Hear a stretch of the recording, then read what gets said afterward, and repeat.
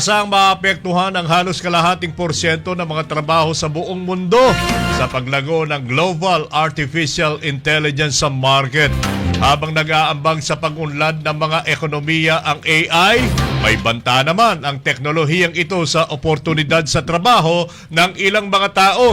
Babala ng UN Trade and Development Agency sa report na inilabas noong araw ng Huwebes.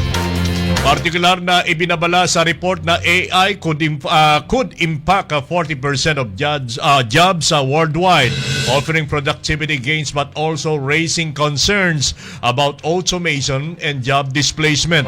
Ito na yung pinangangambahan natin na dati po nating napapanood lamang sa mga sinihan, mga kaibigan, na yung papalit sa mga manggagawa ay mga robot na, mga kaibigan. Oo, mapapadali at pwedeng ma-perfect ito pong mga paggawa ng iba't ibang mga produkto.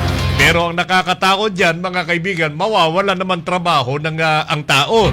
Pagka nawalan ba ng trabaho ang tao, mga kaibigan, itong ginagawa kaya ng mga robots o ng mga AI, may bibili naman kaya?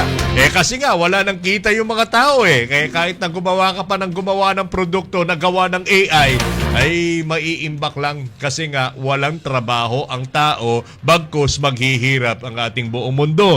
Sana po, katulad ng sinabi kanina, oo, di natin kinokontra, sinasansala.